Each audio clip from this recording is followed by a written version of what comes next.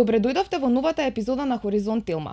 Денеска ќе зборуваме за европската перспектива, но и за евроскептицизмот. Па и од тука се и моите гости денеска, кои што ќе зборуваат баш на оваа тема. Ќе покажеме некоја младинска перспектива, но и дали младите во Македонија ќе продолжат да одат кон евроскептицизмот или ќе веруваат во патот кон Европската Унија. Денеска со мене се Стефан Атанасовски Трајковиќ. Тој е студент на Филозофскиот факултет и до него е Дамјан Златановски, кој е студент на ФЕЙТ. Но тоа не е единственото што би ги представила и би ги објаснила дека се само студенти. Тие не се само студенти, тие се и млади европски амбасадори, така што ја представуваат Македонија во Европската Унија.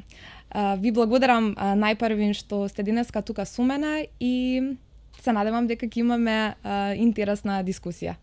Апсолутно ти благодарам Теа на поканата. Мислам дека ќе си поминеме супер, ќе направиме еден добар муабет, ќе истакнеме она што треба да го истакнеме како млади европски амбасадори, а и првенствено како млади кои што веруваат во европските вредности и можеби се надевам дека позитивно ќе влијаеме на оние кои што не се толку сигурни околу сигурноста на евроинтегративниот пат на нашиот регион.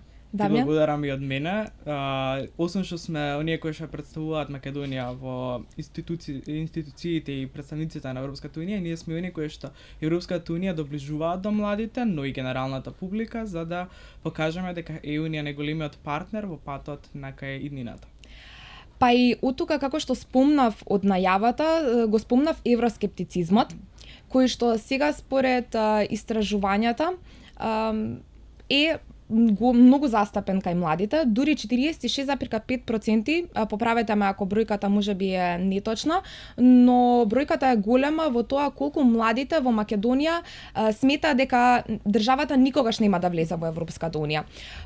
Претходно имало некои статистики, некои истражувања дека младите пред неколку години, младите навистина верувале дека земјата може да влезе во наредните 5 години, но тоа се намалувало и со текот на времето се создал тој евроскептицизам. Каков е вашиот став, бидејќи вие како млади европски амбасадори всушност треба да го ткаете и негувате самиот да го ткаете и негувате тој европски пат, нели, дека земјата треба да влезе и кои се придобивките всушност и кои се најдобрите можности кои што може да ги добиеме всушност од Европската Унија.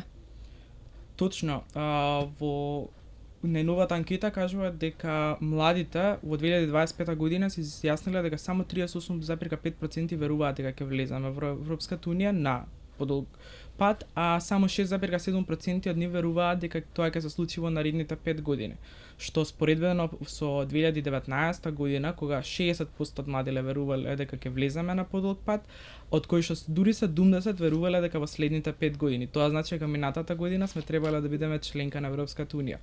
Кога зборуваме за евроскептицизмот, според мене, треба да го дефинираме што е евроскептицизам. Ако евроскептицизмот е недоверба во ЕУ и нивните политики, тогаш апсолутно не можеме да го дефинираме така, зашто исто така статистиките покажуваат дека младите најмногу сакаат да работат, да се образуваат, да живеат на запад во Европската Унија и стандардите кои што ги нуди Унијата.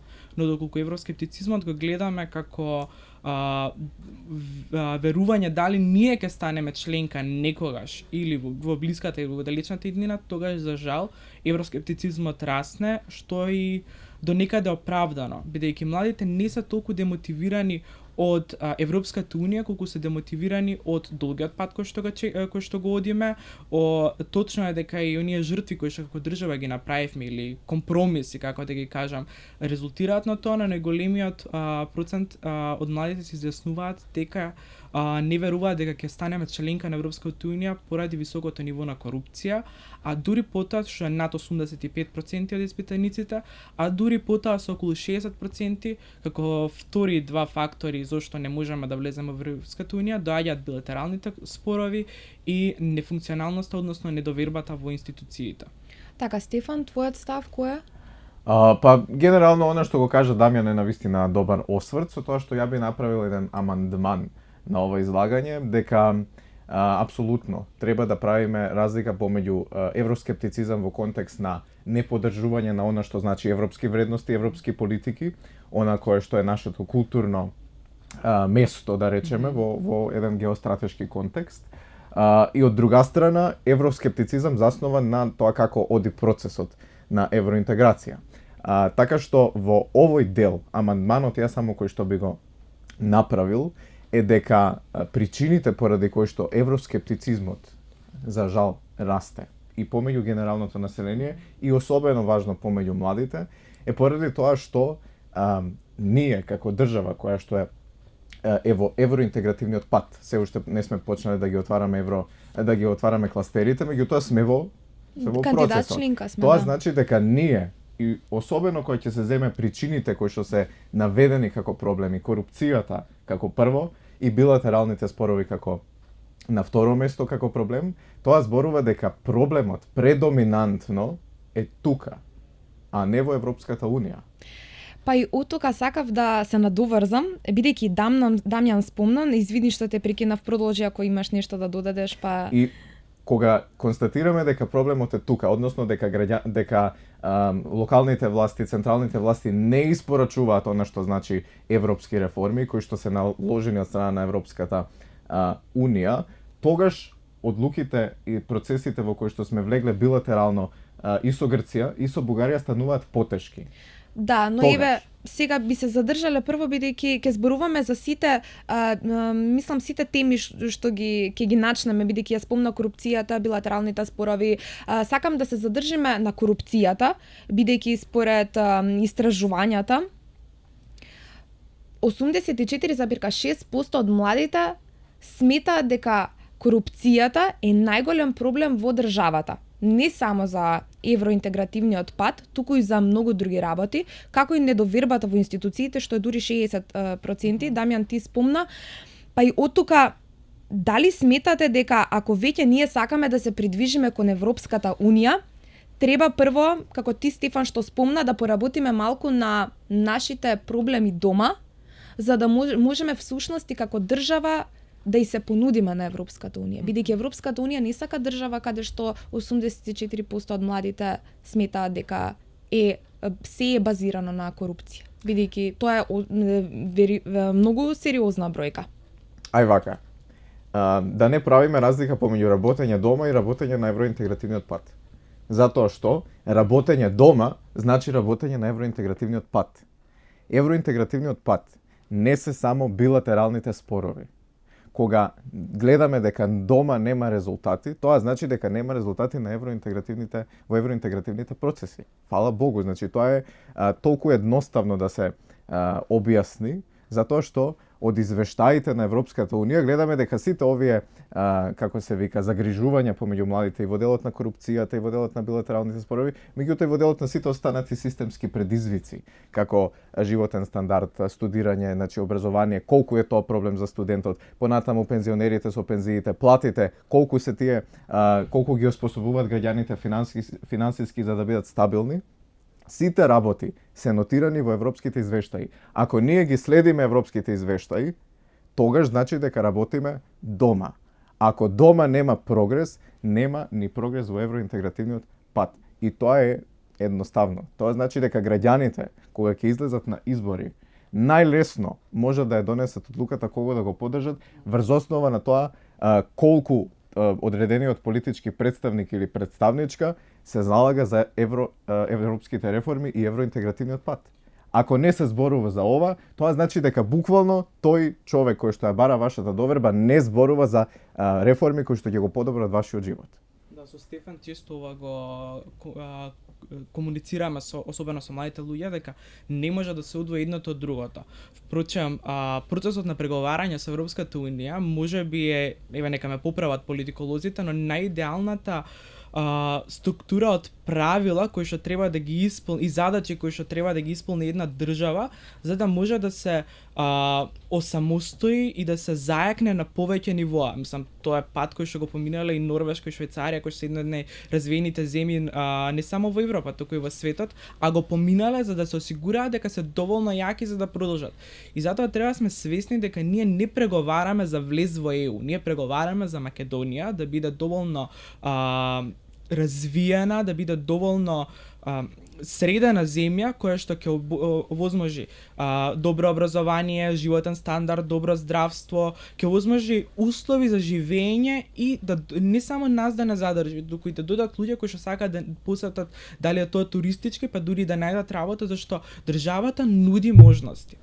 Така, сакам да ги поврзам двете нешта, е тоа што ако младите не веруваат дека државата може да влезе во Европската унија во наредните 5 години, а дури 68% од младите сакаат да се иселат од државата и предпоставуваме сакаат да одат во европските земји да живеат, која е тука релацијата? Дали младите не ја сакаат Европската унија дома, а ја сакаат надвор? И каков е тој парадокс што сега владее, бидејќи секојдневно гледаме или имаме пријатели кои што си заминуваат и одат во некои европски земји да студираат, да живеат и да работат?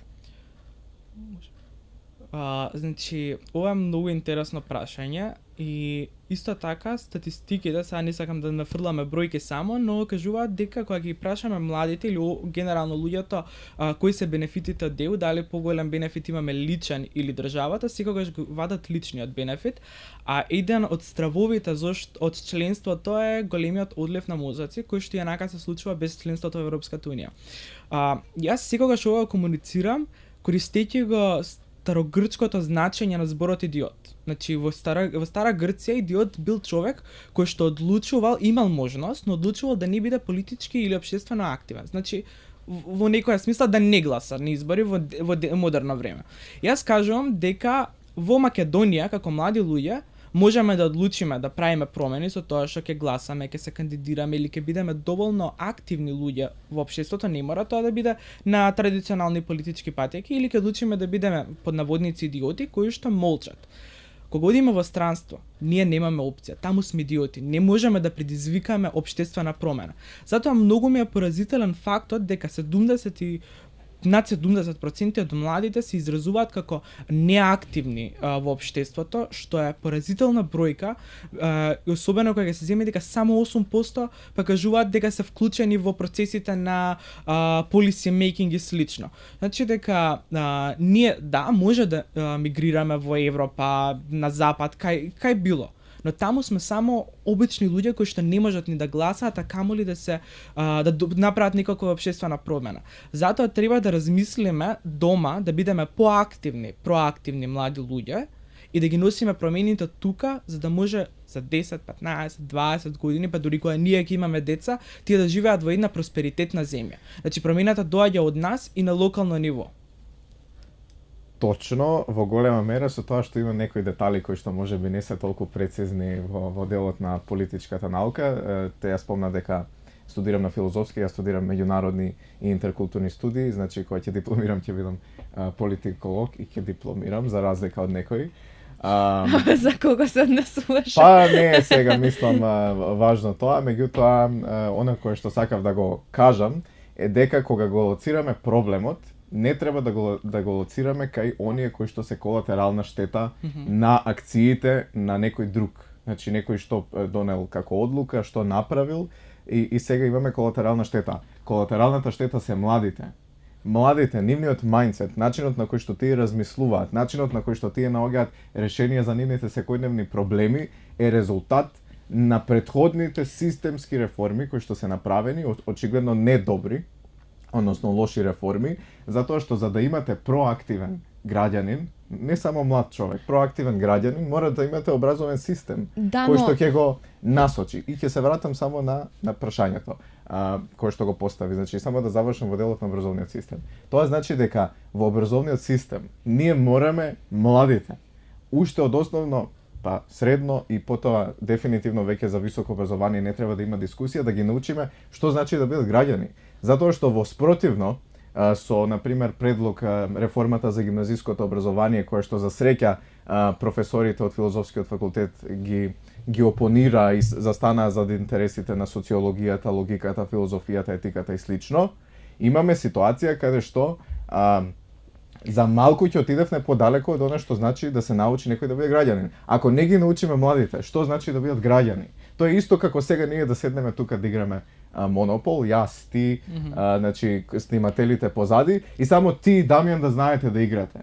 Значи вие ќе го имате прашањето ми беше, ние избегавме малку темата, се извинувам Стефан што те прекинувам, прашањето ми беше конкретно, значи младите сакаат да одат и да се иселуваат од државата и да одат во европски земји, а не ја сакаат и не веруваат дека Европската унија може да дојде кај нив дома. Тоа ми е прашањето. Ние избегавме малку во контекст на образованието на кое што и понатаму ќе се осврнеме како тема. Ќе се осврнеме, значи природно доаѓаат темите, мислам ова сепак е подкаст, не мора да се оди толку структурно, ова не е интервју некој со полузатворени прашања или полуотворени, како се викаат новинарски. Меѓутоа, да одговорам на прашањето. Значи, кога велиме дека младите не веруваат на Европската Унија, тоа е погрешна поента. Затоа што кога младите се иселуваат во Европската Унија и кога не сакаат да се вратат тука, затоа што не веруваат дека Македонија ќе стане членка на Европската Унија, тогаш не веруваат на институциите тука. Недовербата е во домашните институции, недовербата е во делот на тоа како тие работат. Значи не е во делот на Европската Унија. Ако гледаме односот на Европската Унија, значи има бројки кои што покажуваат дека Европската Унија цело време инвестира. Значи во сите кластери кои што се во евроинтегративниот процес, од владење на правото, борба против корупцијата, животна средина, дигитализација, образование, сите. Значи, ако отворите на веб страната на Директоратот за проширување и добрососедство или источно соседство, како е на македонски сега, ќе видите дека за секоја држава има еден така наречен fact sheet. Значи, во две страни сублимирано во сите години во кои што се државите во процесот, колку Унијата има помогнато.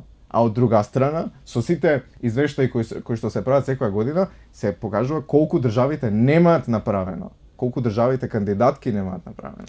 Добро, сега ако веќе толку сме информирани и нели знаеме што треба да се поправи, во која област треба да се поправи корупцијата, владееве, вие како млади амбасадори гледате малку понастрана на сите делувања во државата.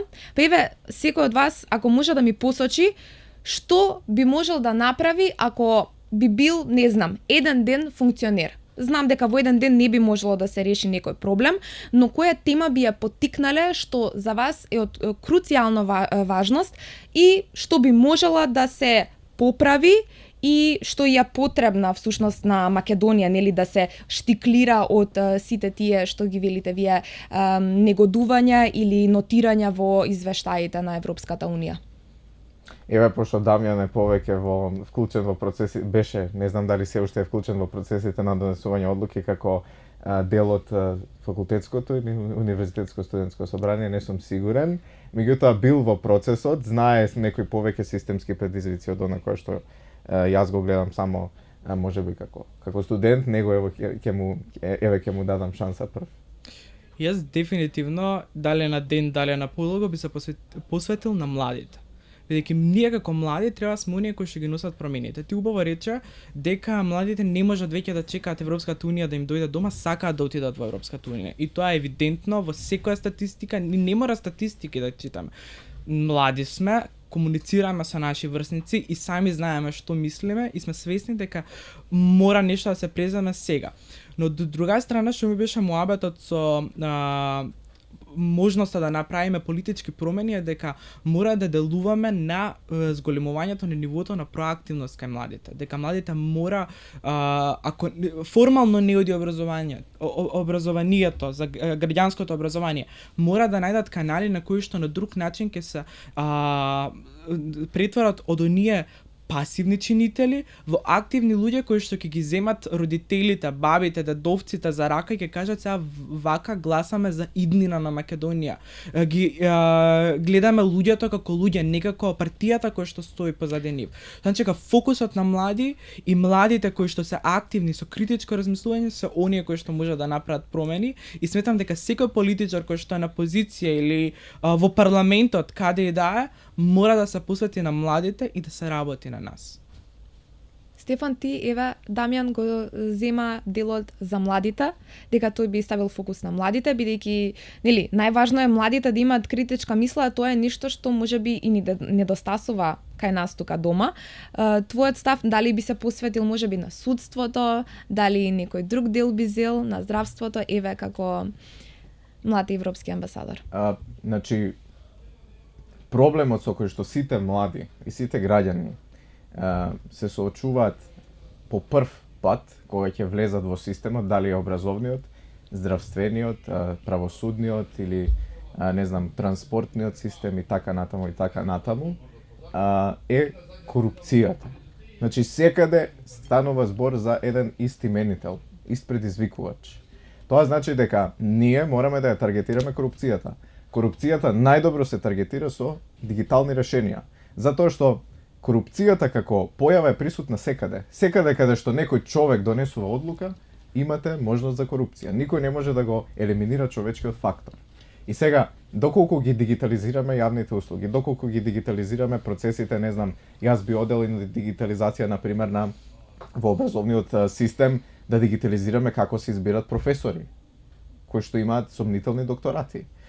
Како се избираат, не знам, директори на... Значи, едноставно, целиот процес на донесување одлуки за луѓе кои што ќе добијат одредени позиции, кои што ќе влијаат на тоа како живееме, мора да оди со дигитални алатки, односно со алатки на вештачката интелигенција.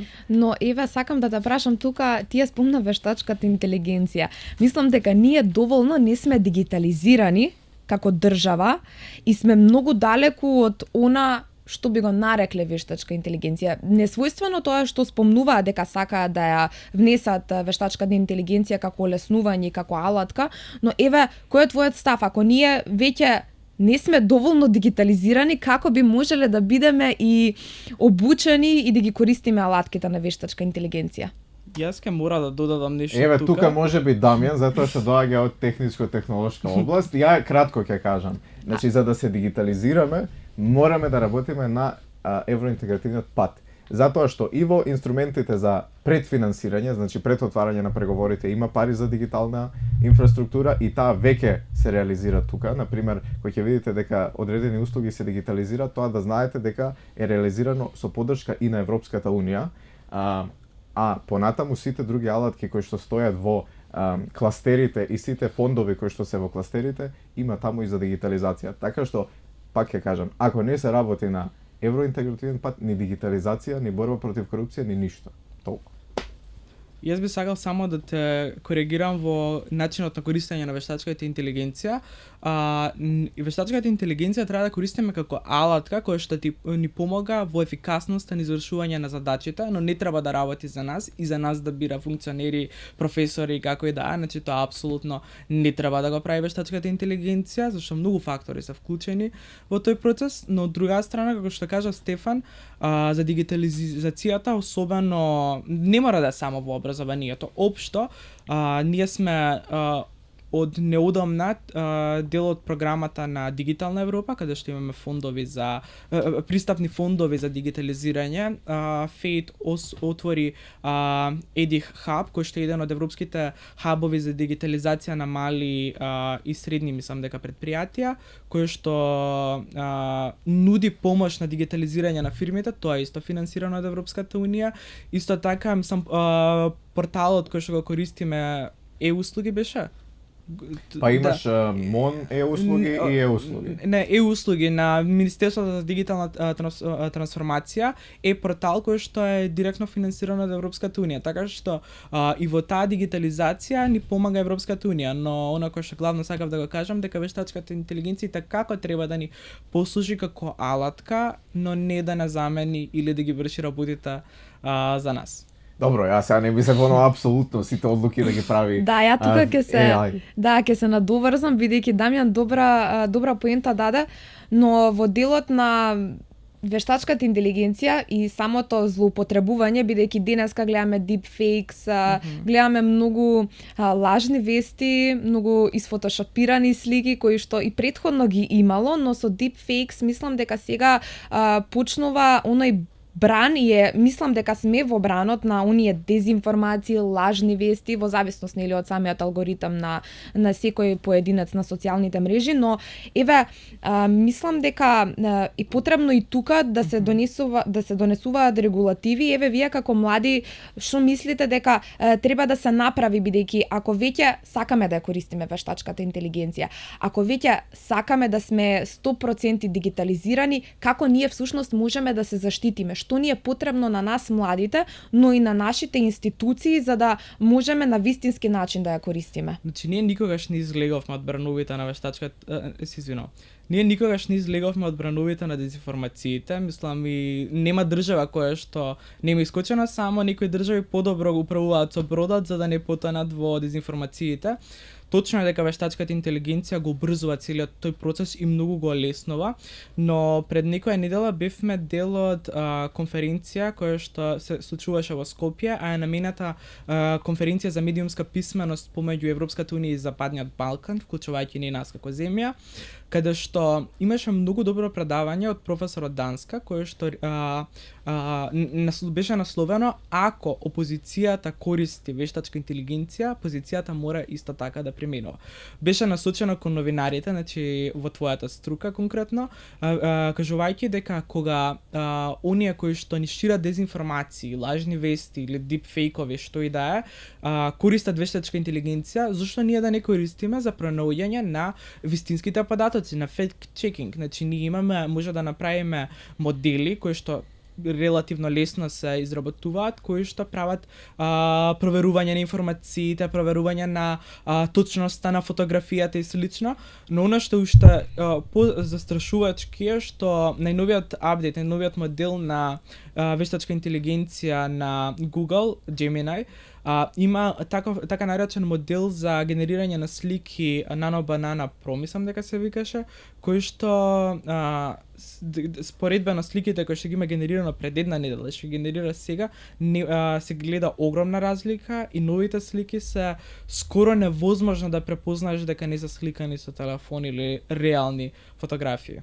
Да, јас дури би додала дека веќе во поразвиените земји се прават дури и филмови со вештачка интелигенција кои траат по 1 час, така што сега можеме гледаме дека е со вештачка интелигенција, но тоа е толку реално и сега нели многу позиции работни веќе почнуваат да се на оние стаклени нозе да ги речеме и што ќе се случи во иднина ако вештачката интелигенција толку многу напредува, дали би требало и да се менуваат и самите оние побарувачки професии кои што би биле професии на иднината. Еве Стефан, ти што мислиш, ако толку многу напредуваме во тој дел, дали и самата држава треба да инвестира и треба да ги насочува младите каде се потребни всушност кадри? Па, видете, образовниот систем, освен што треба да ги подготви младите да бидат активни граѓани, свесни за тоа како се носат одлуките и како се креираат политиките, нормално дека треба апсолутно, без никакво сомнение, да ги подготви да бидат компетитивни, компетентни на пазарот на труд. Кога ќе земеме дека технологиите толку брзо се развиваат и благодарение на глобализацијата ние ги користиме и тука, а од друга страна образовниот систем, особено оној кој што е, како се нарекува во делот на не гимназиско, туку стручно, во делот на стручното образование, па дури и стручните факултети кои што не се во областа на arts, застанале во користење на некоја литература која што е 10, 15, 20 години стара, некои методи на предавање, обучување кои што се исто така 10, 15, 20 години стари. Нормално дека имаме ситуација каде што млад човек, просечен во земјава, може да заврши основно, средно, па дури факултет и да биде неработно способен. Значи не само за работа која што можеби ќе го него ќе го замени некој модел на вештачка интелигенција, туку за нешто поедноставно, кое што се уште се реализира со човечки труд. Значи тука ние имаме многу поголем проблем кој што треба да го решиме. Ние не сме стигнати уште до решавањето на проблемите со работни места кои што вештачката интелигенција условно кажано ќе ги земе. Барем од она што јас го гледам, така стојат работите. И во делот на ширењето на дезинформации, апсолутно секој кој што го игнорира фактот дека вештачката интелигенција влијае на процесите на креирање на јавно мислење, само си ствара проблем самиот на себе си. Затоа што утре ти денеска можеш да ја користиш индивидуално за некои твои цели, дали се политички, дали се не знам економски и слично, меѓутоа утре може да се врати против тебе тоа, ако не се регулира. Значи затоа е добро што се наоѓаме првенствено што се наоѓаме во Европа. Значи регулативите надвор од Европа во делот на социјалните медиуми се многу по дерегулирачки. И гледате колку притисок доаѓа на пример од големите компании од САД, како не знам Apple, Google, Илон Маск со Twitter, односно со X, за дерегулација. Тие притисоци идат на Европската унија. Европската унија има солидни закони и ќе се прават уште и во делот на вештачката интелигенција, со кои што ние ќе треба да се хармонизираме и така ги заштитуваме граѓаните од се она што е дезинформација, мисинформација или сите нови форми на моделирање на јавното мислење во некоја дезинтегрирачка и дестабилизирачка насока, а особено кои што доаѓаат од центри како Русија и Кина. Не знам колку би се служил со тебе во насока на дека ние не сме дојдени до тој стадиум. Сметам дека сме, зашто сепак сме земја која што сепак не сме неразвиена земја и не сме земја која што нема пристап, впрочем сме првата земја која што 100% од својата територија имала покриено со интернет мрежа. И денес сме земја која што солидно се справува со овие работи, но она кој што сакам да го кажеме прво, кога зборуваме за вештачката интелигенција, ние го исклучуваме човечкиот фактор. Првин, она кој што го продуцираат тие модели се копија на копија на копија на копија. Значи не смислуваат нешто од ново. Ако дојдеме до момент каде што вештачката интелигенција ни генерира содржини, филмови, серии, се што, тогаш ќе дојдеме до моментот кај што ни досадуваат и ќе бараме оригиналност, значи пак ќе се вратат потребата од човечката креативност. Да. А она кој што е во контекст на вработувањето и што може да направи нашата држава и како државата мора сега да се посвети на она што го кажа Теја, изнаоѓање на механизми на кои што недостатокот на пазарот на трудот, работни позиции, ќе го таргетираме и ќе ги насочиме младите луѓе да се едуцираат, односно образуваат и остручнуваат во тие насоки, за да може да го пополниме тој јаз помеѓу 30% невработеност кај младите и потреба од работници на пазарот на трудот. Да, но во делот ние сите сме секојдневно на социјалните мрежи, кој користи повеќе TikTok, Instagram, некои користат X. Јас до неодамна не знаев дека, знаев, но не верував дека X или поранешен Twitter е таква платформа, односно социјална мрежа кај што најмногу има, многу има политички наративи и понекогаш се и со лажни вести, исполнети со дезинформација. Вие кога скролате, например, секојдневно на интернет, што забележувате? Како ги анализирате некои вести кои што се политички поврзани или поврзани со Европската унија? Дали можете да увидите некој негативен наратив кој што се шири и кој што е пуштен во медиумската сфера? Земете го, например, последниот случај кога имавме локални избори. Како и за сите избори, нормално дека има изборен молк. Што се случи? Изборниот молк започна на традиционалните медиуми, беше соодветно реализиран, меѓутоа го земаш телефонот и ти испаѓаат од една партија, од друга партија, од листа, секој кој што си спонзорирал објава, ти во текот на на изборниот молк гледаш политички реклами. Не дека тоа многу ќе влијае на размислувањето на граѓаните, да бидеме јасни. Значи работата е она која што веќе ќе го формира јавното мислење уште пред да се закажат изборите. Ама во интерес на демократските процеси мораме да ги почитуваме тие работи. Колку што знам во Европската унија во моментов Е забрането политичко рекламирање на социјални медиуми. Мислам дека Мета забрани, со Мета не се договори Европската унија и сега според одреден закон што го подпиша е забрането политичкото рекламирање баш од тој. Дали сметаш дека е всушност кај нас, еве ние не сме дел од Европската унија, дали сметаш дека се злоупотребува? Се злоупотреба многу. Значи сите тие регулативи кои што се подготвени од предложени од Европската комисија, кои што се донесени, кои што земјите членки мораат да ги исполнуваат, тие сите ако ги прочитате ќе видите дека во прва линија го заштитуваат корисникот. Регулативите не треба да бидат дизајнирани за да им биде полесно на политичките партии да се рекламираат, затоа што фактички самите политички партии низ Европската унија си ставаат себе си ограничување. А кај нас имате еден дерегулиран простор, каков што би посакале еве Мета и некои други компании да видат во цела Европа, за да можат што да профитираат. Не е за некоја политичка цел. Зошто мислите дека на пример Илон Маск зборува цело време сега заострено против Европската унија и се подбива со неа? Токму поради тоа што европските регулативи не му дозволуваат на европскиот пазар да прави толку профит колку што прави на другите пазари.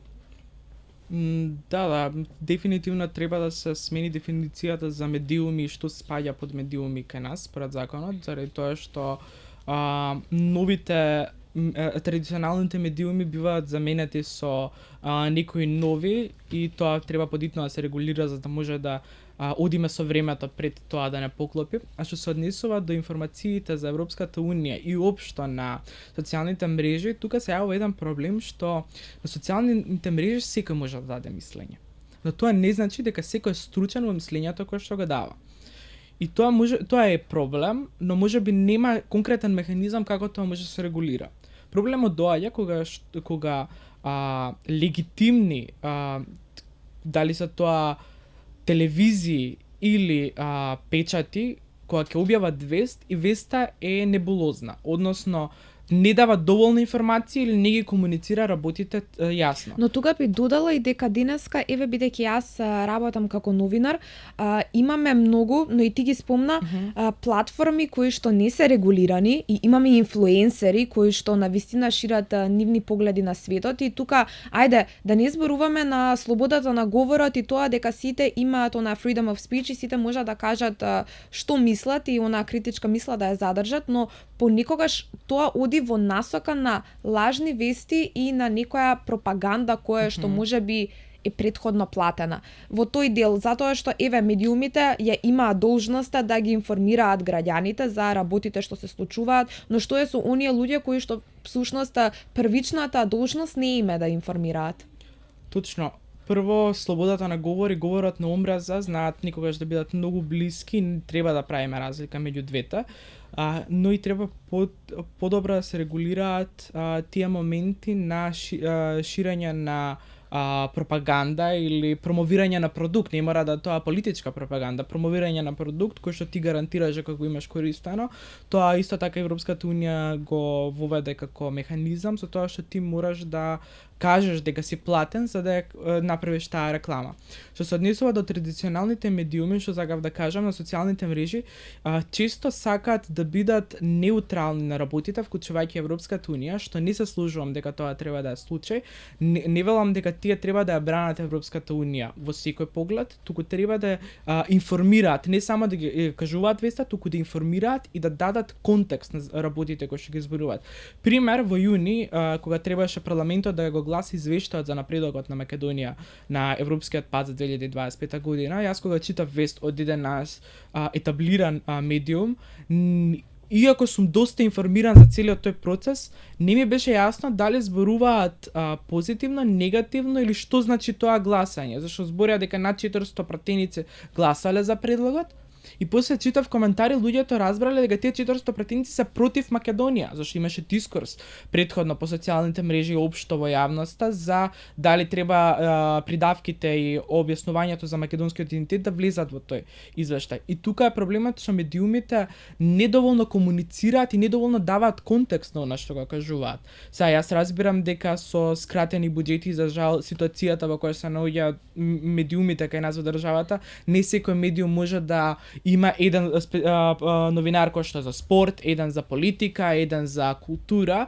и дека најчесто новинарот мора да се информира за се и се што и да направи збрканица, но сепак мора да се пази на тој момент, зашто ние не сме само членка кандидат за членство во Европската унија, ние сме држава која што пред повеќе од 2 децении има изгласано во парламентот дека ќе се залагаме и генерациите кои што следат ќе се залагаат и составите на парламентот кои што следат ќе се залагаат за наша евроатлантска интеграција. Така, но еве ти ги спомна медиумите, дали можеби младите од тие причини поради скратените буџети и не сакаат да се занимаваат со новинарството, а е многу важно, еве ќе го потенцирам делот дека новинарството мора да е на висок пиедестал во општеството, бидејќи еве ти како што спомна, за да можат луѓето да формираат критичко мислење, да не потпаѓаат под некои небулози или од неинформираност, бидејќи граѓаните кои што не се информирани не можат всушност и да одат и да ствараат она, како што велиме, критичко размислување. Јас би сакал да направам само една, ајде да речеме, балансирачка поента. Кога ќе ги земеме медиумите тука, ние мораме да имаме во предвид дека медиумските работници, дури и денеска кога имаме не сме толку веќе стабилни во делот на медиумската слобода според рангирањата, например, на Репортери без граници и некои други, мислам дека неколку места паднавме. Да. Меѓутоа, мораме да земеме предвид, дури во период кога имавме повисоко рангирање, дека се уште новинарите, медиумските работници и работнички ризикуваат поради одредени новинарски принципи, значи на конструктивно инвестирање, да бидат мета на политички притисок. Значи мораме малку да гледаме и од страната на медиумите. Точно е дека медиумите во земјата можеби не го пренесоа на соодветен начин гласањето на европскиот извештај. И тука е многу јасна работата. Во Европскиот парламент имате опозиција, имате влада. И таму гласат сите. Дали тука се согласуваат сите во кога се носат закони во парламентот или кога се гласа нешто? Не. Но тоа сега замислете сега од опозицијата, не знам, тука кај нас, еден пратеник да излезе на говорница и да зборува нешто против Европската унија и Европската комисија да рече вие не сте за ЕУ. Значи така на еден начин беше расположението кај граѓаните и тоа многу влијае да се случи од начинот на кој што медиумите ќе го пренесат. Да. Ја разбирам исто и дека медиумите денеска, кога зборуваме за дневно информирање, дека доаѓаат многу информации, дека треба да се селектира, значи сум бил практикант во македонската радиотелевизија и знам дека некогаш не може до крај да се испочитуваат сите работи на проверување, на соодветно информирање, како да се напише текстот на артиколот што ќе се објави. Меѓутоа, баш поради тоа треба во телевизиите да има повеќе тимови што ќе работат. Значи не може еден новинар да покрива и образование, и култура, и евроинтеграција, и судство, и Да, но еве прашањето ми е дали сметаш дека тоа се едни од причините зошто младите не сакаат да работат како новинари? Ја мислам дека се, бидејќи првен да почнеме од моментот дека не може да кажеме дека сме слободна земја ако немаме слобода на медиуми. И не може да кажеме дека младите треба да ги поттикнеме да се занимаваат со медиумите кога гледаат дека новинарите поминуваат низ линч, секогаш се загрозени, се плашат да го искажат своето мислење поради тоа што може да имаат дали тоа политички или некој друг притисок врз нивните семејства и слично. Така што за жал сметам дека тоа е еден од факторите зашто младите не одлучуваат да се занимаваат со новинарство. Од друга страна, како што реков, не може да бидеме слободна земја без слобода на медиумите. Медиумската писменост во денешно време заедно со дигиталната писменост и исполнување на зелената агенда треба да се приоритет на нашиот образовен систем. Тоа е еден од причините зашто нашата мрежа од која што доаѓаме на млади европски амбасадори или Live Balkans, секоја нова генерација на млади амбасадори ги обучува како тренери, peer-to-peer trainers за медиумска информацијска писменост. Тоа е многу клучна компонента во нашата мрежа и се трудиме да одржуваме работни средби, работилници со млади, за да го кренеме тоа ниво на медиумска писменост. Според тебе, извини Стефан, еве ќе продолжиш, но според тебе, Дамјан, дали сметаш дека сите треба да се медиумски писмени, за да може да се развијат други процеси? Знаете како, не мислам секој да биде на ниво на новинар, но секој мора да биде функционално медиумски писмен. Во една демократија, каде што секој има право на глас, населението нема друга опција освен да биде образовано. Но ти да бидеш формално образован не значи само да завршиш основно средно училиште, па после факултета, можеби и повисоко ниво на образование. Тоа значи ти да можеш и критичко размислување да оствариш. А критичното размислување доаѓа со медиумската писменост, така со способноста, односно како да кажам, вештината да разликуваш точно од неточно, од пропаганда, од вистинска вест и така натаму и така натаму. Така што за да имаме едно општество кое што е критички настроено, општество кое што не можеш лесно да го манипулираш и општество кое што има иднина, ние мора да бидеме медиумски описменети и тоа функционално, а тоа не значи да бидеме на ниво на новинар. Тоа значи дека ти седнуваш дома и додека скролаш на Инстаграм ќе најдеш на вест, нема да те залаже насловот на кликбейт или да те залаже насловот да поверуваш нешто, туку ќе прочиташ и ќе имаш доволна вештина за критички да го обработиш, па дури назад во мозокот, без да се здржуваш премногу на таа вест. Да. Што конкретно тоа значи? Значи, прво, сите мора да бидат медиумски писмени. Не значи дека има некој левел, некој ниво, ти сега си медиумски писмен, па повеќе, па до новинар. Новинарот, кога зборуваме за новинари, не зборуваме за медиумска писменост. Зборуваме за некој кој што треба да ги почитува кодексот на етичкиот кодекс на новинари, како се известува и слично. Во делот на консументите, значи оние кои што ги читаат вестите, ова што го вика Дамјан да се анализира и слично, значи, прво, дури и од самиот наслов, може да се заклучи дали некоја вест е потенцијално лажна. Кога читате или ја искривува вистината, или е некоја пропаганда, кога читате некој сензационалистички наслов, тој наслов не е од доверба во најголем дел од случаите. Треба да отворите, да прочитате, да видите кој го напишал текстот, кој е автор, или стои некој анонимус. Дали на дното на веста која што ја читате има, како се вика, импресум. Да видите дали кога се наведуваат некои статистики, например во ковид кризата, имаше многу некои истражувања колку вакцините предизвикувале одредени болести, нигде за тие проценти нема извор, затоа што не може да се докаже нешто такво. Значи има, например, има прашања кој, кога, зошто, како, каде, кој што. Да, веројатно сега избегавме малку од темите, многу отидовме во медиумите и во новинарството.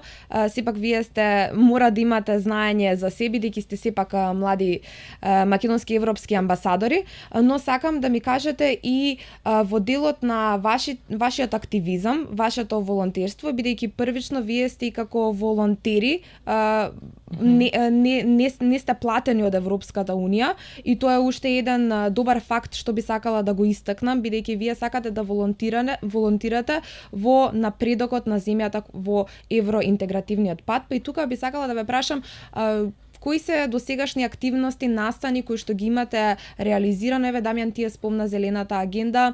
Стефан, дали ти досега каде имаш одено, со кои можеби личности, европски лидери си се сретнал, да ни кажеш малку, некои ваши искуства, чисто да им доловиме на нашите слушатели и гледатели што е всушност да бидеш млад европски амбасадор.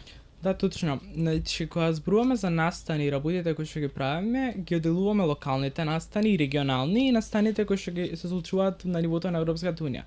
Пример, секогаш сме дел од големите настани, особено за млади на нивото на цела Европа, како што е European Youth Event, кој што се случува на секои 2 години во Европскиот парламент во Страсбург. Пред 2 години во 2023 година имав, би рекол, и чест како млад европски амбасадор да бидам панелист пред публика од 8000 млади, бидејќи тоа е најголем настан за млади општо на светот.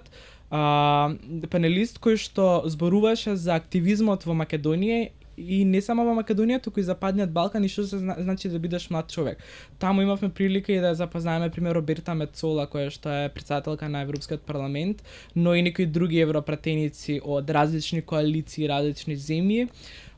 Истиот настан го посетивме и годинава, како што реков, на секои 2 години. Инаку на локално ниво најмногу соработуваме со Europe House и делегацијата на Европската унија, како и другите амбасади на EU членките. Организираме локални иницијативи, како што се работилници за медиумска писменост, како што реков, но и човекови права и повеќе области кои што опфаќаат некои од нашите клучни области, меѓу кои што спаѓа и човековите права, животната средина и така натаму, но по дефолт се земаат човековите права, EU интеграцијата и младинското учество. Така што доста од нас имаат земено удел во креирање на националните стратегии, дали се тоа за образование за млади, небитно, или дури некој предлог закони. Така што сме поактивни. Еден убав настан кој што би го издвоил беше пред, ми се чини пред 2 години во Преспа, кога што млади европски амбасадори од целиот Западен Балкан дојдоа кај нас во државата на убавото Преспанско езеро и ги чистаа плажите во септември за World Beach Cleanup Day и покажаа дека всушност младите кои ќе се обединат може да направат голема промена и навистина го средија езерото, кое што, но од друга страна и го испромовира пред луѓе од целиот регион, но и на повисоко ниво во Европската унија. Така. Па ако направиме врз основа на твојот вовет на оваа тема едно деконструирање, ние како млади сме увиделе дека има потреба да се ангажираме во нешто што повеќе ќе ги промовира европските вредности, повеќе ќе го промовира европското присуство тука. Затоа што гледаме дека европската перспектива не е соодветно третирана од политичките лидери во сите овие децении на независност. Ја гледав некои дебати, например, од пред 10 години, на исто ниво се водат. Тоа е поразително. Или 15 години некои, не знам, председателски локални стично. И сега ние сме аплицирале, сме станале млади европски амбасадори и млади европски амбасадорки и волонтерски работиме на она што значи промоција на европските вредности, на европското присуство. Имаме, например, еден интересен програм Follow Me Club се вика, со кој што ние одиме низ земјата, низ регионот и ги истакнуваме важните европски инвестиции. Јас например, заедно со Дамјан правев еден прилог кој што го се однесува на Центарот за поддршка на мали и средни бизниси во делот на дигиталните иновации, кој што е во рамки на FATE.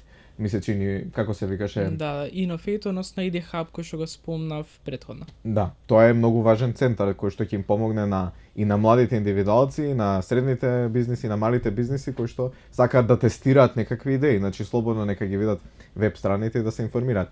Јас лично, а и секој друг млад европски амбасадор има нешто што се вика клучна област, во која што има најмногу искуство, со која што аплицирал како позадина, и мојата област се климатската транзиција, борбата против корупцијата во високото образование и на крај политиките за мир и безбедност. Од личности кои што јас например сум имал прилика можност да ги запознам, тука ќе спомнам комесарката за проширување Марта Кос, која што во февруари годинава организираше еден младински диалог за политики. Ја непосредно тогаш станав млад европски амбасадор и добив покана од директоратот да присуствувам таму, каде што имаше млади од цела Европа и фокусот беше да се дискутира, буквално вака бевме седнати и во дури и во понеформални средини, затоа што тогаш е најпродуктивно, изборувавме за политики за проширување. И поентата тука што сакам да ја истакнам е дека еден европски лидер кој што е комесар, кој што патува низ целата Европска унија на месечно ниво сигурно повеќе од 10 пати на различни места, кој што се среќава со толку многу стейкхолдери, односно со засегнати страни, наоѓа време да ги собере младите од цела Европа за да ги праша што мислат.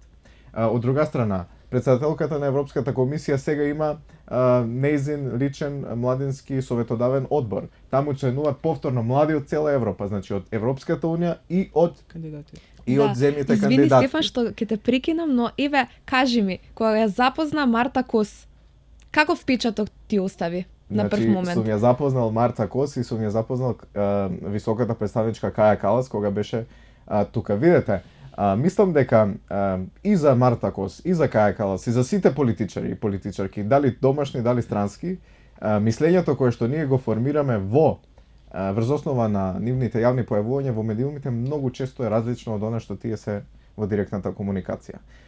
Комесарката за проширување нема многу да речем од она што го гледам позитивни реакции, ајде да ги наречеме, или поддржувачки реакции во однос на тоа како таа го води процесот на проширување.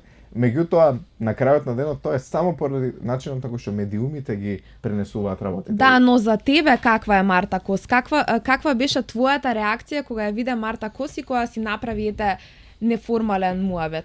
Па, неформален муабет, на вистина многу, не знам, приземјена личност која што е отворена, значи да зборува за и за тешките прашања, затоа што ние, без разлика, ние што нас не поддржува Европската унија, не значи дека ние велиме да, така е на се што ќе каже Европската унија или некој европски челник, значи седнуваме и знаеме да искритикуваме и да нотираме некои работи кои што треба да бидат подобри, затоа што сите работиме за истиот тим на крајот на денот.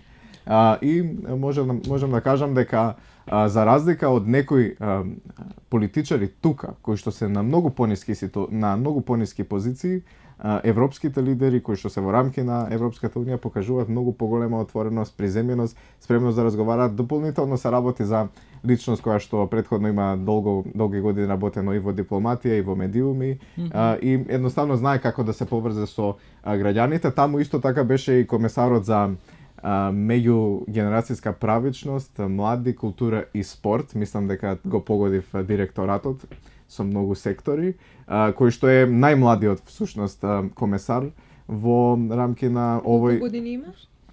Па мислам дека 30 и некоја, значи или можеби до 30. Сега не сум точно сигурен, меѓутоа е најмладиот комесар.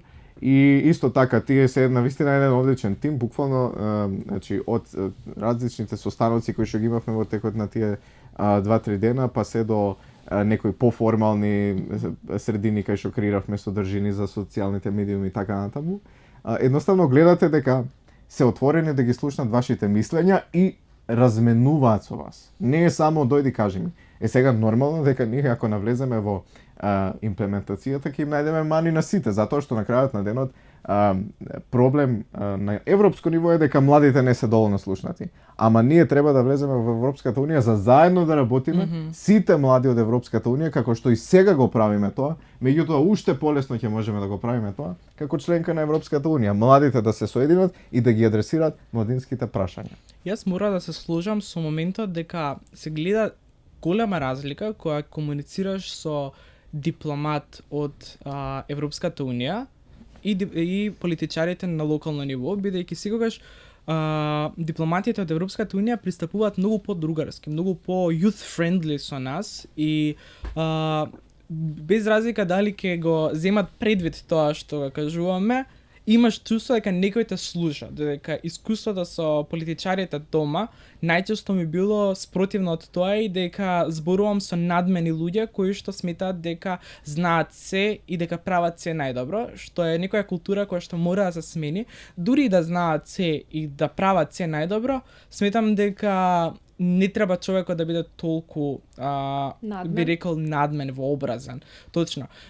Пример, претходниот амбасадор на Европската унија, господинот Дейвид Гир, буквално беше наш пријател. Значи, ќе не прашаше, знаеше кога полагаме и ќе ти се јави на телефон да те праша како помина тој испит.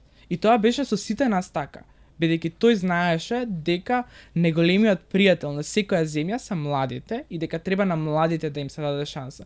Истиот случај и сега, новиот амбасадор Рокас исто така често не има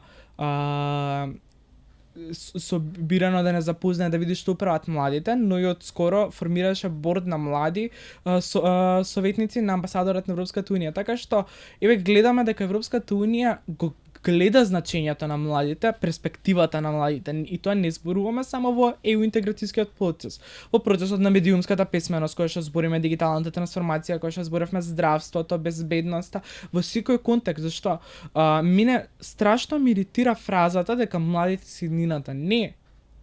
Тука сме ние. Сегашноста. Значи не само што сме Ама сега. јас секогаш викам, па ние ја сме во иднина, тука, точно. ја во иднина нема да бидам Точно. млад. Ние сме Значи, тука ја ќе и јас бидам често возрастен. јас често и на моите ќе им кажам, видете, вашето помина. Значи 30 години уназадуваме како земја поради вашата генерација. Сега дали ќе се лута, дали нема се лута, тоа е нивно. Но тоа е точно. Мора малце да поработиме повеќе на младите, Значи, да младите, дадеме да. платформа Еве. на младите, зашто ние сме тие кои што треба не само да ја носат да ги носат реформите за влез во Европската унија, туку и реформите за да ние да имаме иднина во оваа земја, за ние да се образуваме тука, за да знаеме дека нема да гориме во дискотеки, во автобуси, дека нема да не газат на улици. Ние сме тие кои што треба да го кренат гласот и да се спротистават на тој систем кој што е корумпиран. Ако ја зборувам за корупција, не зборувам за онаа корупција само што е кај Секојдневна, функционерите. да. И ние сме корумпирани, не знам, корупција дури кога ќе го прашаш професорот на факултет што ќе се паде на материјалот на испити. Тоа е корупција зашто го бараме по лесниот пат. Не треба, треба да го смениме мислењето како општество, ама тоа се почнува со младите и свесноста на Да. младите. Претходно кога зборев за тие 70 и кусур проценти на млади кои што се пасивни, односно не се проактивни млади, тоа е поразително токму тој момент. Не треба секој млад човек да оди на протести, не знам, да биде активист, ама треба секој млад човек да биде да се информира за политиките од кои што не му зависи само денес, туку му зависи иднината, му зависи иднината на неговите деца, па дури и иднината на неговите родители и сегашноста. Да. Па тоа го реков јас, значи од образовниот систем младите почнуваат да се среќаваат со корупција. Студент оди, се запишува на некој факултет, прв семестар, веројатноста дека некој професор ќе му рече мораш да ја купиш таа книга за да добиеш повеќе поени, да добиеш потпис или да полагаш, значи да добиеш можност да го положиш предметот, е многу голема. Да, Тоа но- е страшно. но ако И младите- еден пример да. само за да направиме контраст. Од друга страна, ние тука имаме законска регулатива од 2019 година која што вели дека секоја општина мора да има локален младински совет, службеник, младински културен центар. И треба 2020 1% од буџетот на општината да биде алоциран специјално само за младински политики, младински активности. Нула реализација малте не Дали во сметаш комплетна. Значи има сите, само извини, Стефан, десетина општини кои што го реализирале тоа. Значи десетина општини кои го реализирале тој 1%, еве јас за тоа не сум Не зборуваме не ни за еден. парите. Јас не мислам зборуваме. дека не само што процентот треба да се искачи на малку повеќе, бидејќи како ќе се задржат во помалите општини младите, туку не се всушност исполнува според ова што Видете, според тој закон има прво проблемот во законот е што нема правни механизми со кои што може да се Нема санкција. Да, нема санкции со кои што може да се натераат општините да го испочитуваат законот. Дали општината ќе го испочитува или нема да го испочитува законот, тие остануваат малте не исто, зашто нема санкција која што може да ја сноси општината. И тој закон предвидува дека секоја општина во своите рамки треба да воспостави советник за млади, треба да воспостави младински совет на нивото на општината и најмалку еден младински центар. Пример, јас доаѓам од Куманово, кој што покрај тоа што е големата општина, е и општина со најмногу млади. Значи Куманово има повеќе млади, односно 18.000 млади, над 18.000 млади, отколку што има 41 општина вкупно население во оваа држава. И општина Куманово нема младински совет, а има само еден младински центар. Тој младински центар не може да ги постигне капацитетите на 18.000 млади во општината. Еве Дамјан, бидејќи рече дека си од Куманово и дека во Куманово нема младински совет, мислам го потенцираше само тој едниот, можеби да имало повеќе, ај ти би се запознале во неформална средина, бидејќи јас доаѓам од Куманово. Да? Но еве едноставно не сме се запознале бидејќи го истакнуваме фактот и еве сега имаме пример дека не сме имале каде да се дружиме и да развиваме младински политики, па сега професионално се запознаваме и работиме заедно, така да еве ви даваме пример дека навистина младинските овие совети не се функционални всушност, но ајде еве да привршуваме, при крај сме, сакам уште една тема да опфатиме, а тоа се билатералните односи, односно Македонија претходно имаше билатерален спор со Грција. сега имаме со Бугарија и сега ние како држава членка која што тежнееме нели кон Европската унија, треба да ги решаваме тие билатерални спорови. Еве вие како млади, бидејќи рековме еве Дамјан многу убаво заокружи дека младите се всушност сегашноста, за да тие имаат иднина, бидејќи Стефан ти како што рече, ние утре како млади нема вечно да сме млади, ќе остараме еден ден. Дали вие имате соработка со вашите пријатели, млади амбасадори од еве на пример Бугарија и каква е климата, каков е односот, како се однесуваат тие и дали имаат некој негативен наратив и можеби не сакаат да разговараат по некои прашања кои што се всушност дел од спорот? Вака, значи има две мрежи на млади европски амбасадори во рамки на Европа. Едната е мрежата на млади европски амбасадори во рамки на Западен Балкан и ние најмногу работиме со нашите колеги од Западен Балкан, а има и друга мрежа која што е во рамки на Европската унија и источното соседство. Значи тука се како се вика Украина, Грузија и Молдавија. Дури мислам дека и во Азербејџан има и во Ерменија. Да. Грузија можеби? Да. Веројатно и таму. И ние бараме да имаме поголема соработка со нив. Меѓутоа и од она што досега сме го имале, јас на пример те го спомнав младинскиот диалог за политики што го организираше комесарката Марта Коз во февруари месец годинава, таму се сретнав со колеги од Бугарија. И ако ги погледнете, тие се јавно достапни, значи заклучоци, предлог политики и слично.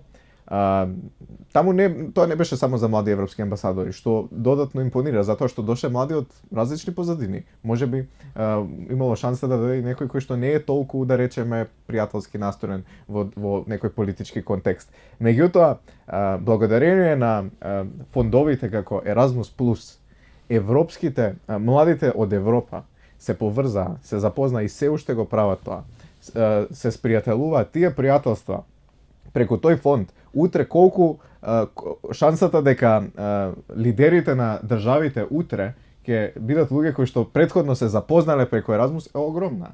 Да не зборувам дека имаме можности за дури и јас имам некои пријатели кои што успеале да си најдат дечко, девојка, партнер, значи партнерка преку Еразмус. Имам колешка од факултет која што има дете. Значи си најде некој дечко од Италија, тие се вери, мислам повозрасна од мене. Се венча, сега има дете, ја тоа го викам Erasmus Kid. Поентата ми е дека, благодарение на ваквите платформи, ние се запознаваме. А суштината тука е дека мораме да се поврземе. Не може сега јас и ти теа да имаме некој конфликт и ја и ти да не правиме муабет, туку да праќаме некои застапници кои што во наше име ќе споделуваат. Ние мораме како млади, со младите од Грција, со младите од Бугарија да се поврземе. Во Македонија има само една невладина организација која што работи на младинска соработка помеѓу младите од Македонија и Грција. Тоа е младинскиот Сојуз Крушево. Да, мислам Нина беше ја во видов, значи претходната беше претходната епизода. емисија, Да, супер муабет си направивте. Со неја супер и баш она зборуваше за соработката, но еве да го конкретизираме делот, дали имате соработувано со млади од Бугарија? Конкретно немаме остварена соработка, што сметам дека е проблем. Тоест не проблем, туку Јас сум имал. Пропуштена прилика. Но се уште не е доцна. Зборувам Да. како мрежа. Индивидуално, да, сум имал соработка и со млади од Бугарија и од Грција и сметам дека овие билатерални спорови повеќе се на по старите генерации оставени, дека сега како млади, кога ќе се видиме, ние немаме никој проблем или омраза еден спрема друг, или никој наратив кој што ти брани да го гледаш човекот пред тебе како човек кој што го запознаваш, го гледаш преку призмата на некој спор кој што на политичка основа. Напротив, сметам дека младите кои се запознаваат се поотворени, имаат поотворен ум во тој контекст, но од друга страна, мислам дека не е толку важно дали ние како 40 млади европски амбасадори во Македонија имаме соработка со нив. Мислам дека тука доаѓа моментот каде што нашите држави, значи Македонија и Бугарија, Македонија и Грција, треба да поработат, и Бугарија и Грција, они се соседи, треба да поработат на моментот мрежување на младите, запознавање на младите, меѓугранична соработка, зашто ние дали ќе влеземе во ЕУ за 2, 3, 5 години, или кога ние мора да станеме дел од Европската унија, бидејќи тоа ни е патот. И, Да, а, и не зашто? може со соседите да бидеш во не може некој тензични однос. тоа соседите да не се познаваш. Значи, ние не можеме да бираме други соседи. Тие ни се соседите. 5 се. И ги знаеме кои се и мора да имаме добра соработка и со Албанија, и со Србија, и со Косово, и со Грција, и со Бугарија. Не можеме да ги бираме соседите. А еден од столбовите на ЕУ е добрососедските односи. И мора да се потенцира. Само Ама проблемот, само да се докажам, Ајде. се извинувам. Проблемот не е само во волјата на младите. Туку, еве јас како млад човек, сега да отидам до Софија, немам како, јас немам возачка. Немам воз кој што ме носи, немам кола да ме носи, автобусите, не ни верувам да се возам во автобуси на толкава дистанца, поради ги знаеме Да. причините кои се. Така што ние не сме поврзани. Значи, Солун ни е на 2 часа, од тука немаме како да отидеме ако немаме кола. Тоа е огромен проблем. Еве, сега мислам се гради коридорот 8, јас бев еден од оние кои што беа на подпишувањето на договорот меѓу Македонија и Бугарија за изградба на коридорот и обврзувањето, но ние денес, младите, 2025 година, значи ние сме осамосталени на 30 години и немаме изградено инфраструктура за да отидеме до нашите соседи, Значи, всушност што е сакам огромен проблем. ние и да сакаме да се дружиме со нашите соседи, ние всушност Немаме не како. можеме како Точно. да Така е. отидеме Па, до и јас таму. пред во 2022 или 3 година кога што го запознав прв пат Стефан во Тирана, јас падов 11 часа со автобус од Скопје до Тирана. 11 часа. За колку 300-400 километри?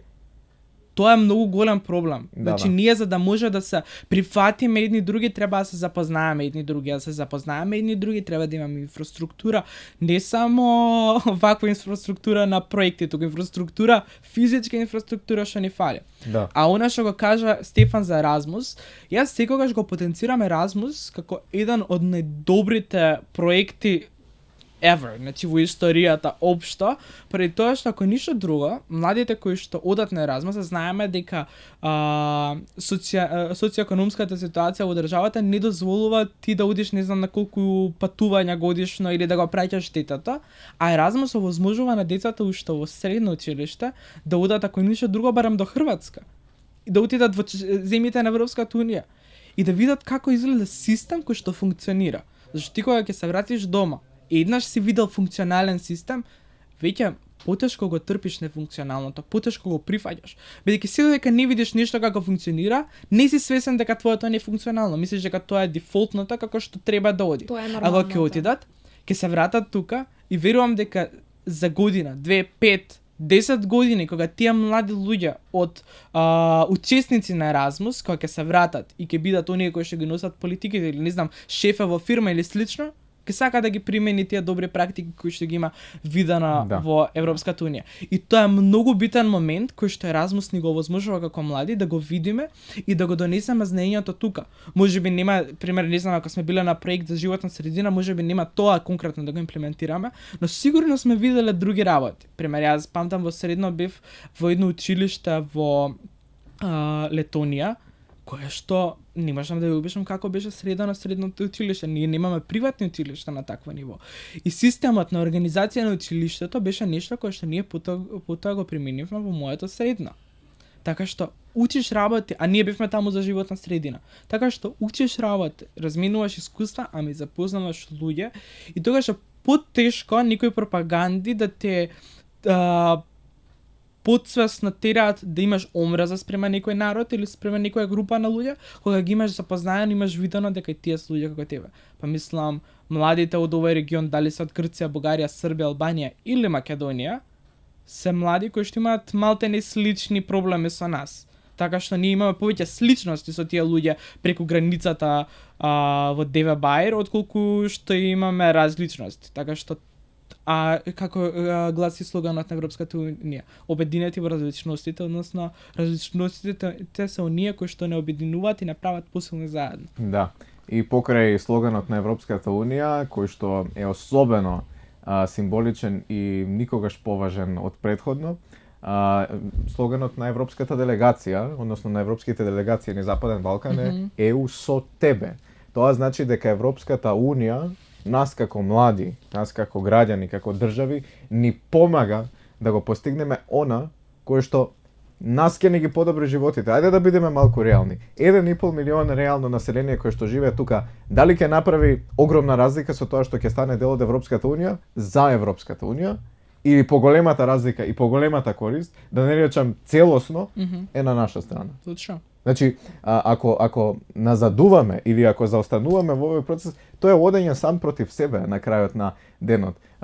И ако влеземе ние во Европската унија, односно кога ќе влеземе во Европската унија, на патот на членство до Европската унија, повеќе пари во инфраструктурата, образованието, сите други сектори кои што ги спомнавме, има една разлика. За разлика од трошењето на јавни пари тука, кога суверено ги трошиме, кога трошиме европски пари, доаѓа многу поголем мониторинг, доаѓа многу поголема контрола како се трошат парите. Ако не испорачате парите, не ви ги префрлаат. Значи мора да дадете гаранции. Затоа корупцијата е проблем. Ако ние не ги решиме проблемите во делот на корупцијата, она што се нарекува fundamentals во преговорите, во поглавијата, ние нема да ги отклучиме тие пари кои што нас ни требаат и кои што ќе бидат контролирани. И во што ќе останеме суверени на тој начин? Суверени во корупција, суверени во енергетска сиромаштија, суверени во небезбедност, суверени во неповрзаност со соседите. Во што сме суверени? Изолирани остануваме. Во што сме суверени? Каде е тука суверенитетот за кој што толку години сме се бореле, ако граѓаните денеска живеат лошо? А во контекст на евроинтеграцијата, значи, разликата помеѓу интеграцијата пред 5 години и сега е што сега има моментум. Има момент во кој што Унијата е спремна да се проширува поради повеќе причини, главно геополитиката, но и безбедноста на континентална Европа. Значи, Европа е многу побезбедна доколку е бедината. И тоа е момент кој што ние како држава мора да го видиме и мораме да го искористиме, како што рече Стефан, во наша полза. Зашто најголемата полза од членството во Европската унија го има Македонија и жителите на Македонија. Европската унија да, ќе има бенефит, исто така нашето членство, но тоа во споредбено со оној бенефитот кој што го имаме ние, е многу повеќе добиваме ние заради тоа што добиваме шанса да отвориме граници, да имаме полесен трейд и на стоки, но и на луѓе кои што патуваат, ќе добиваме шанса да пристапиме до фондови кои што ќе ни помогнат да се развиеме, па потоа и нашата економија да придонесува кон Европската унија, зашто ние сепак сме мала компактна земја со релативно мало население кое што има огромен потенцијал, имаме ресурси кои што можеме да ги искористиме за нашата економија, па дури и да извазуваме. Така што евроинтеграцијскиот процес, а и самиот процес на преговарање и помага на земјата да застане на своји нозе, за да е доволно спремна кога ќе влезе во Европската унија да не падне лесно. Така. Еве за крај, мислам дека и двајцата дадовте некои пораки, но еве кажите ми еве како за крај да пак да сублимираме една кратка порака што би им порачале на нашата генерација, на младите тука и еве да заокружиме како за крај, дали Европската унија навистина ни е потребна или можеби не. Окей. Па јас мислам дека младите многу добро знаат што сакаат, многу добро знаат каде можат да го најдат тоа што го сакаат. Сите животни стандарди кои што ќе ги направат среќни млади со можности, и тоа е најчесто во на запад, во земјите од Европската унија или Соединетите Американски држави. И следени, односно водени од тој инстинкт, сметам дека младите треба да останат европски ориентирани, затоа што праксата, значи не мора да одиме ни во Словенија, ни во, не знам, нагоре Полска, Балтичките земји, Евенија, Албанија. Гледате какви се реакциите за оно што се случува во Албанија. Од возрастни до млади сите позитивно реагираат на процесите во Албанија и во Црна Гора. Тоа е оно што се нарекува EU ефект. Тој е EU ефект, за да го донесеме тука, мора секој да се потруди сам. Значи мора да не биде ставот кај младите или кај граѓаните, ја ова го правам за Унијата. Како студент да рече, не знам, јас пишувам семинарски есеј, полагам за оценката што ќе ми ја пише професорот. Не, ти тоа го правиш самиот за себе. Утре ти ќе бидеш компетентен на пазарот на труд. Исто и со европските интеграции. Значи мораме, она што се нарекува to own the process. Значи мора да го чувствуваме природно дека овие реформи кои што ги правиме, И реформите не значат само закони, политики, механизми. Значат и преминување на пешачки премен. Значат возење со соодветна брзина. Значат селектирање на отпад. Јас гледам дека теа, например, цело време го промовира селектирањето на отпад на социјалните медиуми. Тоа е тој личен пример со кој што ти водиш. Треба сите да го правиме тоа. Не мора сите да се сликаме и да видиме активисти и да зборуваме вака на медиуми. Меѓутоа, личните практики мора да ги примениме. Затоа што, кога ќе отидете во Европа, влегувате во тој систем и во тие вредности. Зошто тука не може? Не е дека не бива. Значи не бива, ама мора тоа да води со поддршка, за да не забегаме. А таа поддршка е исклучиво Европската Унија, затоа што кинески кредити инфраструктурни без услови за демократизација, владење на право не помагаат. И тоа го гледаме во случајот на Србија. Јас би посочил дека не можеме да дозволиме како млади најпопуларната младинска политика да биде одливот на мозоци, која што за жал е единствената активна младинска политика во нашето општество. Туку треба да се спротиставиме на таквиот систем и треба да ги искористиме европските механизми во наша полза како млади луѓе. Значи ние имаме фондови кои што ни овозможуваат отварање на наши бизнеси, на наши компании. Имаме фондови кои што ни даваат да одиме да се остручиме на запад и да се вратиме тука. Но сметам дека мора главно да размислуваме на вложување на нашите вештини и на нашата младост, би рекол, за позитивна промена во Македонија, заради тоа што не само што ќе ни помогне на европскиот пат, тоа ќе ни помогне и да создадеме земја во која што ќе сакаме да останеме, ќе сакаме да ги задржиме нашите другари, но и ќе сакаат нашите деца да живеат. Така ви благодарам, Дамјан, Стефан. Мислам дека опфативме многу теми не опфативме, но се надевам дека во следна прилика ќе можеме да го направиме тоа. Се надевам на вас, слушатели и гледатели, ви го доближивме патот, односно можностите на Европската Унија и што се таа може да ни понуди, како за нас младите, но и за добробит на целата држава. Се надевам дека ние со овој подкаст и со оваа епизода допринесовме да се развие погледот кон Европската Унија, но и да им покажеме на младите да слушнат што се Европската Унија може да обезбеди. Се надевам дека ви се допадна оваа епизода. Останете со нас и слушајте и гледајте Хоризонт Телма.